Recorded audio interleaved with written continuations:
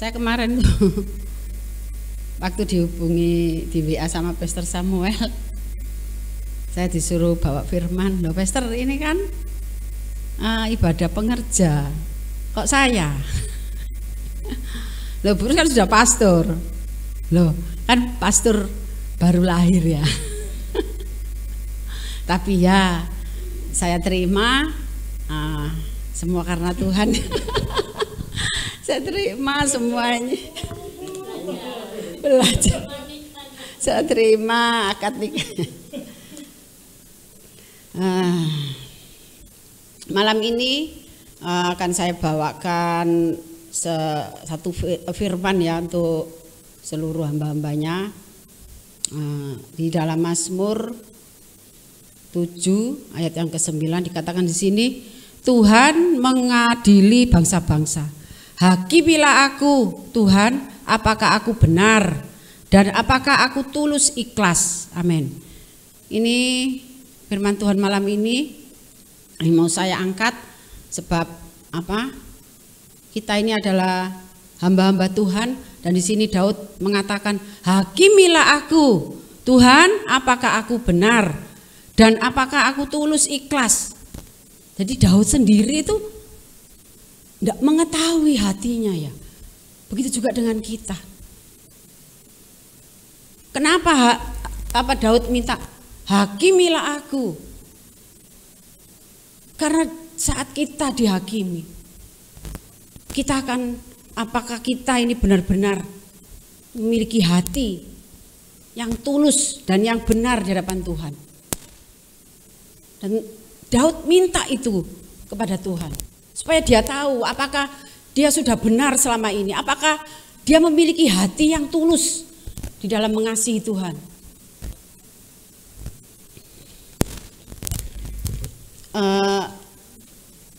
Malam ini yaitu ketulusan dalam melayani.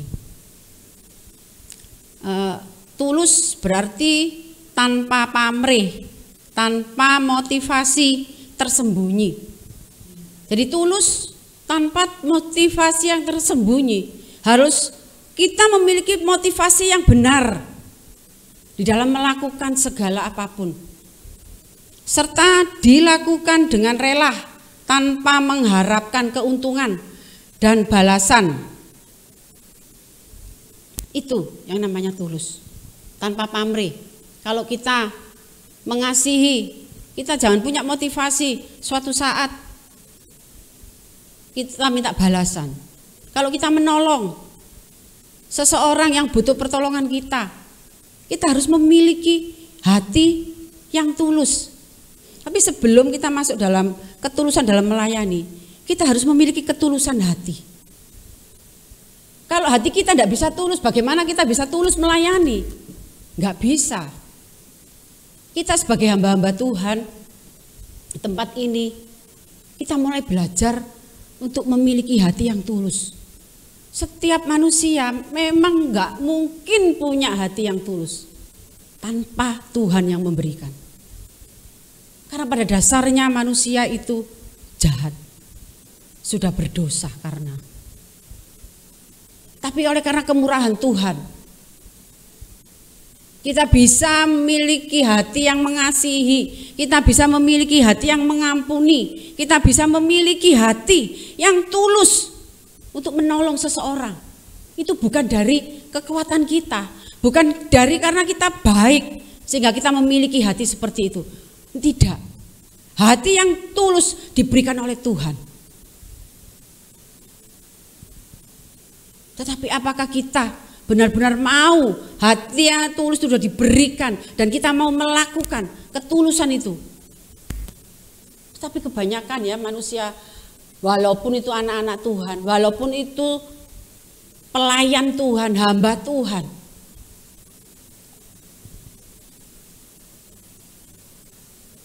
apakah ada yang memiliki ketulusan? Di dalam firman Tuhan malam ini ya, itu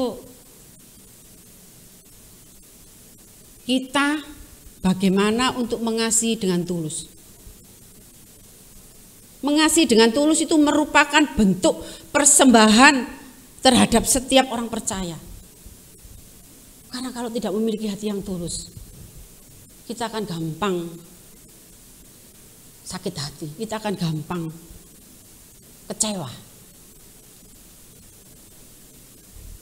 Setiap orang percaya yang telah menerima kemerdekaan dalam Tuhan Yesus.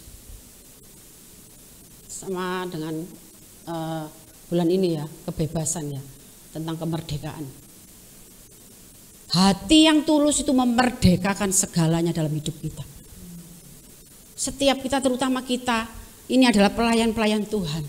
Kita harus belajar untuk memiliki hati yang tulus, untuk memberikan yang terbaik kepada Tuhan, yaitu ketulusan hati. Di dalam perjanjian baru ada dikatakan di sini di dalam Markus 12 ayat 43 ya. Itu di Markus 12 ayat 43 dan 44 dikatakan, maka dipanggilnya murid-murid dan berkata kepada mereka, aku berkata kepadamu, sesungguhnya janda miskin ini memberi lebih banyak daripada semua orang yang memasukkan uang ke dalam peti persembahan. Sebab mereka semua memberikan dari kelimpahannya, tetapi janda ini memberikan dari kekurangannya semua yang ada padanya, yaitu seluruh nafkahnya. Kita harus memiliki hati yang tulus. Hati yang tulus tidak harus orang yang punya duit banyak sehingga bisa menolong. Harus bisa orang yang pinter sehingga dia bisa membela. Enggak. Tapi yang paling utama, memiliki hati yang tulus. Seperti janda ini ya. Janda ini enggak punya apa-apa. Enggak memiliki, hanya punya uang beberapa keping ya. Itu dipersembahkan semuanya. Tapi Tuhan melihat apa? Dia memberikan segala miliknya kepada Tuhan. Tetapi orang yang berkelimpahan, walaupun memberi uang, satu ikat gebok ini kan banyak dilihat. Orang itu banyak, hanya dengan uang receh, bedanya terlalu tinggi gitu. Tetapi dia memberikan dengan kelimpahannya. Enggak masuk hitungan, dimasukkan satu gebok. Itu enggak terjadi apa-apa. Karena yang di bank ini masih banyak, yang di dompet, yang di mesin kotak besi itu masih banyak. Tetapi Tuhan mau memiliki setiap kita, para pengerja Tuhan, hamba-hamba Tuhan, untuk memiliki hati yang tulus. Terlebih di dalam kita memasuki pelayanan. Pelayanan itu kita melayani untuk siapa sih sebenarnya? Apa untuk Pastor Sam sama Bu Lucy? Kita ke sini, pertama kita nggak mengenal Pastor Sam. Saya datang ke sini ke HOC nggak mengenal Pastor Sam, nggak mengenal Bu Lucy, Pastor Gary, enggak. Saya enggak kenal sebenarnya, enggak kenal. Itu yang kenal Maria. Maria diajak diajak Pak Heri, terus Maria ngajak saya karena dia tidak mau sendiri gitu.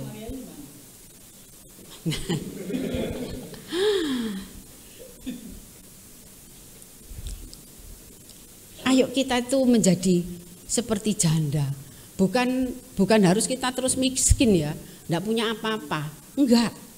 Ini cuma satu contoh gitu. Bagi kita semua, berikan apa yang kita miliki untuk Tuhan. Terlebih seluruh hidupmu, hatimu bagi Tuhan. Sehingga kita kalau melayani kita enggak menghitung-hitung gitu. Kita datang kepada Tuhan, sebelum kita datang kita persiapkan dulu hidup kita, hati kita untuk melayani. Dengan tujuan, dengan motivasi untuk menyenangkan hati Tuhan. Bukan tujuan untuk kira-kira aku dikei piro ya. Persembahan kasih ya. Tapi biarlah kita belajar kepada janda miskin ini. Untuk dia enggak menghitung, ini tak kasihkan semua, terus aku makan apa. Enggak.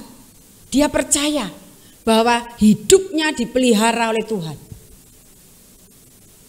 Makanya dia memberikan semuanya kepada Tuhan. Begitu juga dengan hidup kita. Mari kita belajar memberikan hidup kita dengan sungguh-sungguh. Karena apa? Upah kita ini bukan dari manusia.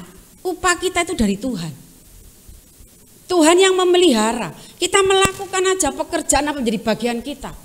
Mau itu dikasih, kalau itu memang dikasih, itu memang sudah berkat dari Tuhan untuk kita. Kalau memang enggak, nanti Tuhan akan berikan berkat itu sendiri. Kita itu harus belajar gitu ya. Untuk merenungkan. Kalau kita cuma melalui, kita kan nggak pernah bisa sebagai pelayan Tuhan ini nggak bisa kita maju. Ada benturan sedikit, dia sudah mulai ngambek, nggak datang. Alasan, aku ada perlu, padahal enggak sebenarnya. Cuman dia masih males aku ambek wong iku, males aku ambek hamba iki. Tapi marilah kita belajar.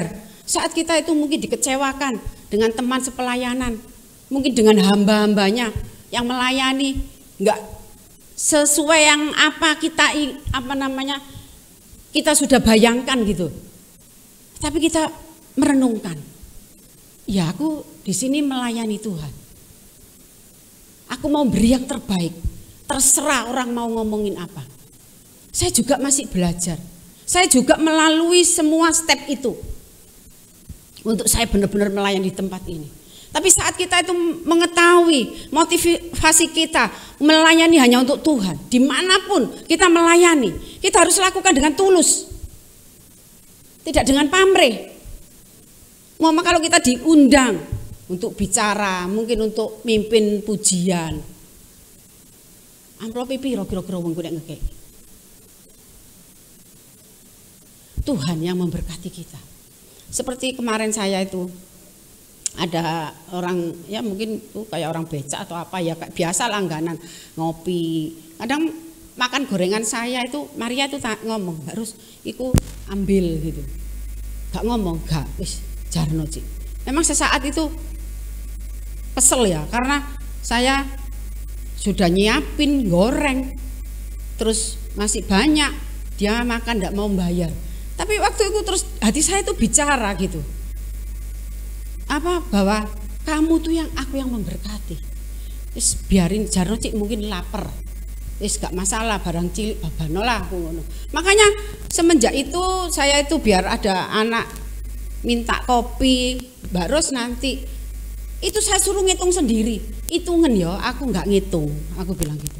Kamu mau bayar hitungan kamu berapa hitungan. Sudah. Jadi di situ saya nggak mikir, nggak mangkel gitu. Mbak Ros aku sekian. Karena saya mengimani bahwa aku ini dipelihara Tuhan. Berkatku ini bukan dari warung. Berkatku ini datang dari Tuhan. Begitu juga dengan pelayanan kita. Kalau kita memberikan yang terbaik untuk Tuhan, walaupun itu singer, walaupun itu mungkin sebagai kolektan ya, kan kalau di gereja ada khusus untuk kolektan ya, tidak dicampur-campur khusus yang itu berharga di mata Tuhan. Karena dia memberikan dengan ketulusan, apapun posisi kita di pelayanan.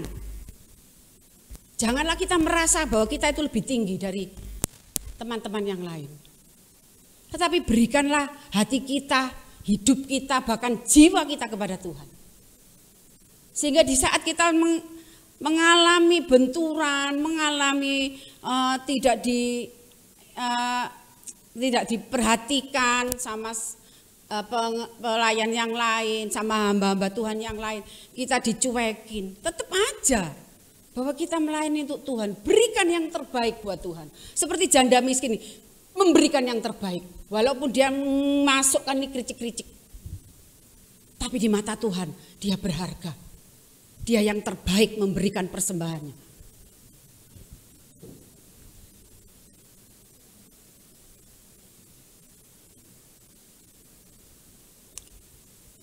Kita sebagai orang percaya dan kita dikenal Bapak kita itu adalah Bapak yang kasih, Bapak yang mengasihi, bahkan mengorbankan anaknya yang tunggal, saking mengasihinya dengan manusia ini. Makanya kita yang sudah percaya, yang sudah terima kemerdekaan dari Tuhan.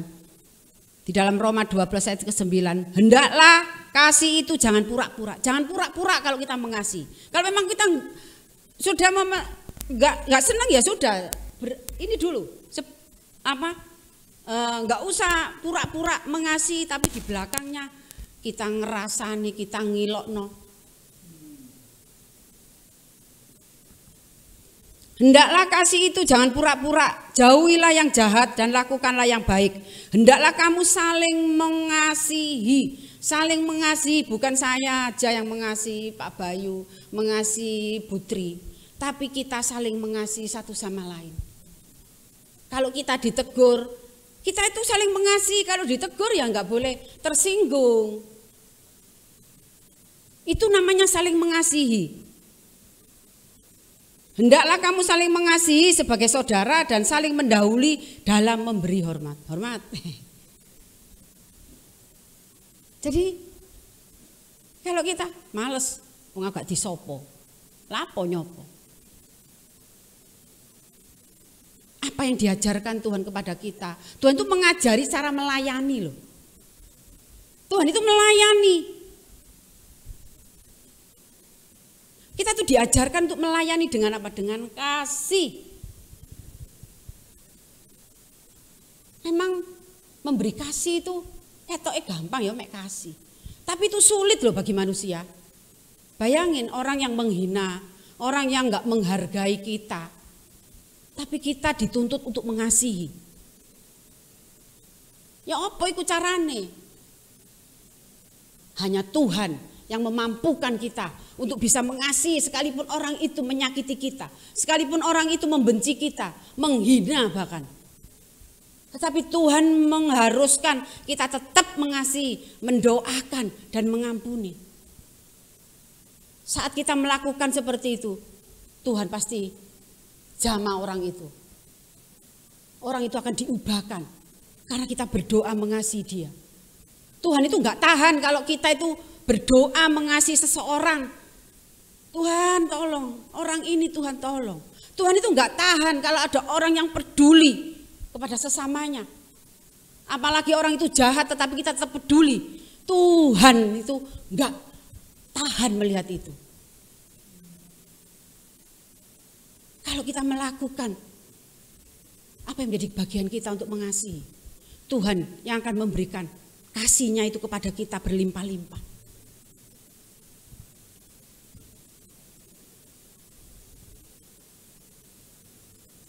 Dalam Efesus 6 ayat yang ke-6.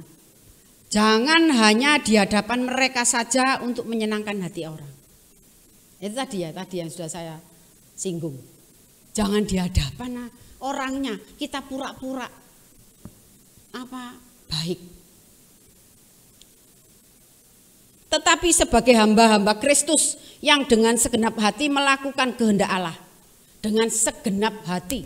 Jadi tidak secuil hati. Tidak setengah hati, tidak seperempat, segenap. Jadi sepenuhnya.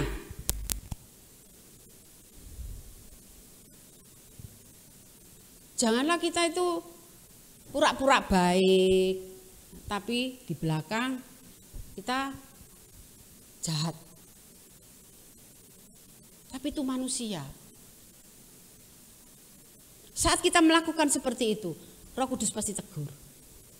Roh Kudus pasti ingatkan. Tuhan itu enggak menghakimi kok. Tuhan itu mengasihi. Makanya kalau ada anak-anaknya yang sudah benar-benar sama Tuhan, sedemikian berikan hidupnya, kemudian dia terus sakit hati, Tuhan enggak menghakimi. Karena saya ngalami ya, saat saya ada teman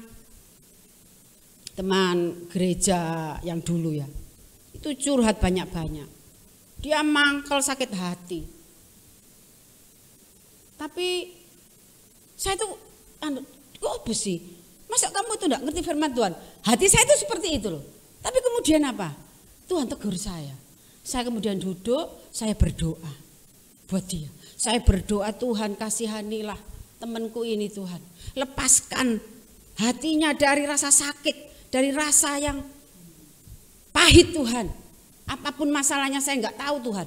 Tapi aku percaya Engkau mengasihi. Tuhan akan lepaskan dalam nama Yesus. Dan apa Tuhan jawab? Tuhan itu tidak menghakimi, sampai saya nangis. Saya itu diberikan hati untuk merasakan hatinya teman saya itu. Hati saya itu kayak hancur gitu. Saya nangis, iya Tuhan ampuni aku Tuhan. Saya berdoa. Kemudian beberapa hari dia mulai baikan. Terima kasih katanya. Itulah, Tuhan gak pernah menghakimi kita. Justru Tuhan mengingatkan supaya kita itu tidak terus menyimpan sakit hati, menyimpan dendam, apalagi kita itu melayani Tuhan. Bebaskan hati kita itu dari rasa benci, dari rasa sakit, dari rasa hati yang hancur. Supaya apa? Supaya kita itu bisa saat ada teman di gereja, mungkin banyak masalah, banyak pergumulan, kemudian diajak bicara, kita bisa ngasih masukan. Dan itu apa? Masukan itu tentunya kita memberikan masukan-masukan perkataan dari firman Tuhan ya. Dan firman Tuhan itu penuh kuasa. Makanya setiap orang yang hatinya hancur terus ketemu sama hamba Tuhan, dan hamba Tuhan itu menasehati, memberikan kekuatan, menguatkan, tentunya dengan firman Tuhan. Disitulah ada kuasa. Kalau hati kita bersih, tulus, saat kita berbicara sama orang yang butuh pertolongan, ada kuasa yang bekerja. Sehingga orang itu bisa dipulihkan hatinya. Itulah yang Tuhan mau sebagai hamba Tuhan. Memiliki motivasi yang benar, memiliki motivasi yang sehat. Bukan hanya sekedar melayani, aku gak enak, gak teko, aku jane wis males. Buang hati itu. Karena dimanapun kita melayani, kita akan menjumpai pribadi-pribadi yang gak mengenakkan. Orang-orang yang yang gak menyenangkan hati. Tetapi kita harus pandangan kita harus berubah, pikiran kita harus dibalik.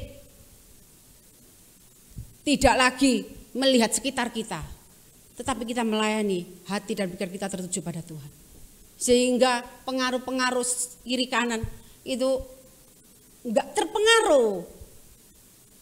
Karena hati kita penuh dengan kasih, hati kita penuh dengan pengampunan. Sehingga orang yang menyakiti kita, kita langsung lepaskan pengampunan.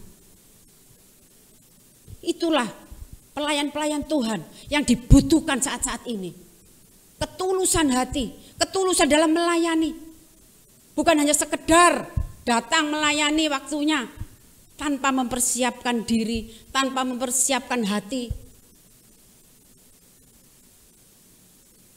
Saat kita melayani apapun bagian kita, kita harus menguduskan diri di hadapan Tuhan. Sehingga saat kita melayani, kita gak sekedar cuma berbicara, menyanyi, tetapi ada kuasa yang dinyatakan Tuhan. Saat kita menjadi WL, kita jadi singer, pujian itu akan memberkati orang banyak, akan memulihkan setiap hati.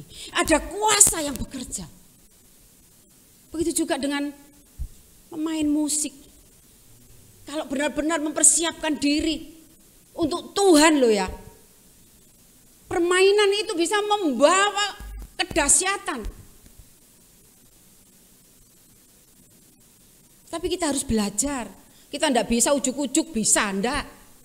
Makanya kita sebelum kita benar-benar ketulusan dalam melayani, kita harus lebih dulu memiliki hati yang tulus. Banyak yang jegal, banyak yang berusaha untuk merusak pelayanan kita. Tetapi kalau hati kita ini tulus, murni, gak ada yang bisa menjatuhkan.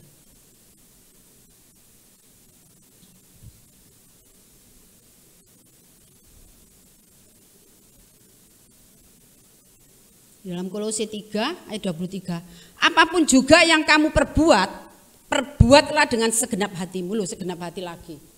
Tuhan tidak mau karena kita itu separuh hati itu kayak suam-suam ya. Enggak panas, enggak dingin. Tapi Tuhan mau segenap hati. Sehingga kita kalau segenap hati, kita akan menghasilkan dalam pelayanan itu. Menghasilkan buah. Tetapi kalau kita setengah-setengah, kita sendiri yang akan jatuh, gak bisa tegak. Makanya berikan hatimu dengan sepenuhnya, seperti untuk Tuhan dan bukan untuk manusia. Gitu loh. Kalau kita mengalami hal-hal seperti itu ya, terus kita, Tuhan, aku melayani Engkau, aku mau memberikan yang terbaik itu. Loh, itu semuanya hati kita itu langsung drep. Nggak ada cegek. Memang manusia itu hatinya cegean. Saya juga.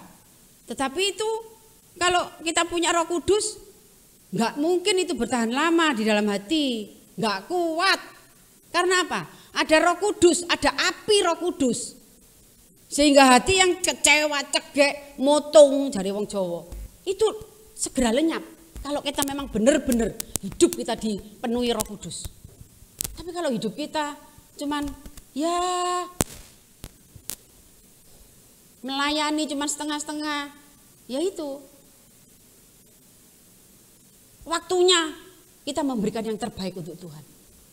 Bukan lagi kita cuman ikut-ikutan untuk pelayanan supaya orang melihat, oh aku melayani, wah kan kayak gagah ya, melayani, itu sawangane.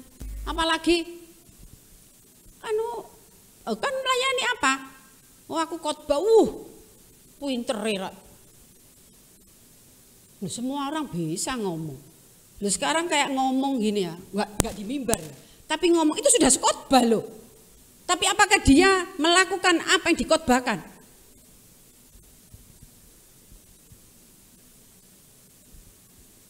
Kita omongan sama Putri atau omongan sama Bunita. Kita ngobrol gini. Itu sama dengan khotbah. Cuman bedanya saya di depan. Tetapi kalau kita nggak memiliki hati yang tulus, hati yang sungguh-sungguh mengasihi Tuhan, sehingga memberikan sepenuhnya kepada Tuhan. Tuhan pakein loh, aku pakein Tuhan.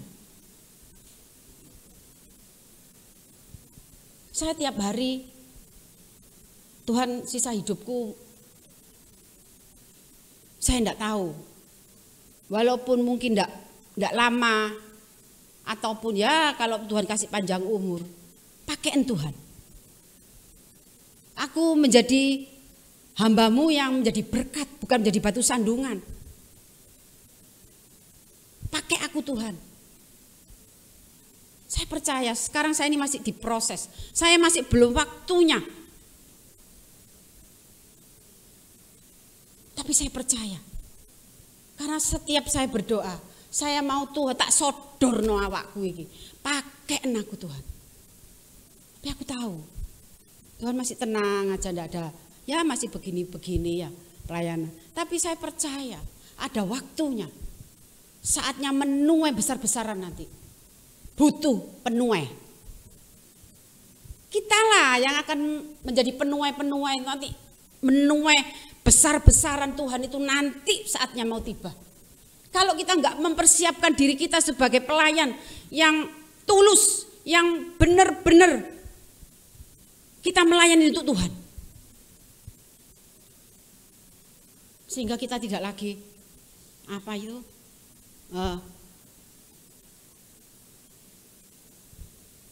seenaknya ya, nggak lagi hitung-hitungan dalam melayani. Tuhan nanti yang memberikan upah. Tuhan yang menyediakan kita kok. Jangan terus Tuhan aku melayani begitu lama. Aku kok mesti seperti ini. Sepeda motor aja gak duwe. Loh bener loh. Aku masih enggak saya. Tuhan terima kasih. Kalau Tuhan mau, sekarang juga Tuhan bisa bawain nyediakan aku. Saya mau kita semua memiliki hati yang tulus untuk Tuhan. bukan sekedar melayani. Sehingga kalau kita tulus melayani Tuhan, kita enggak serampangan di dalam memberikan pelayanan itu.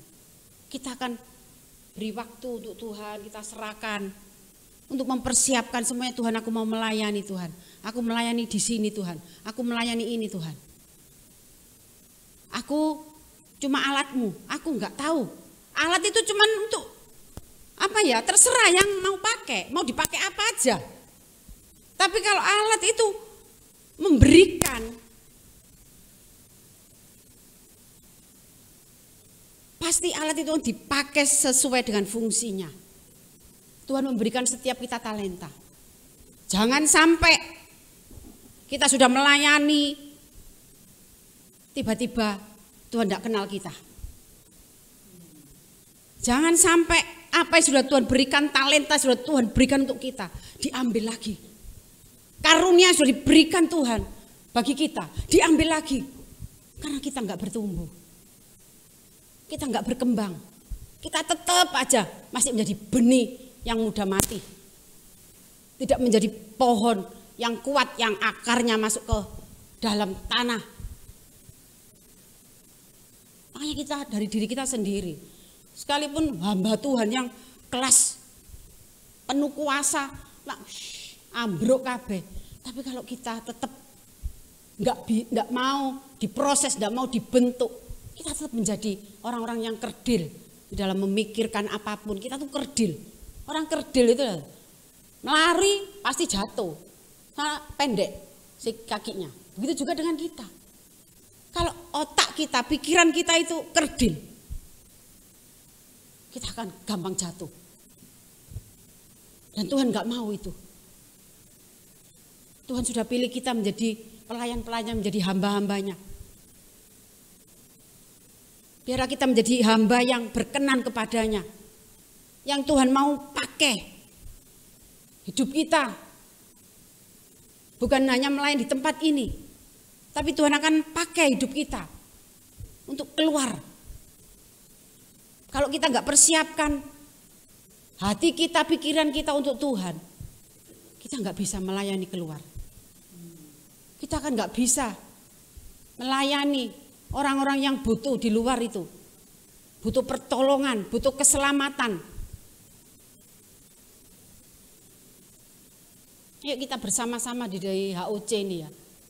Kita satukan hati kita, pikiran kita. Jangan lagi perhitungan kalau kita melayani Tuhan.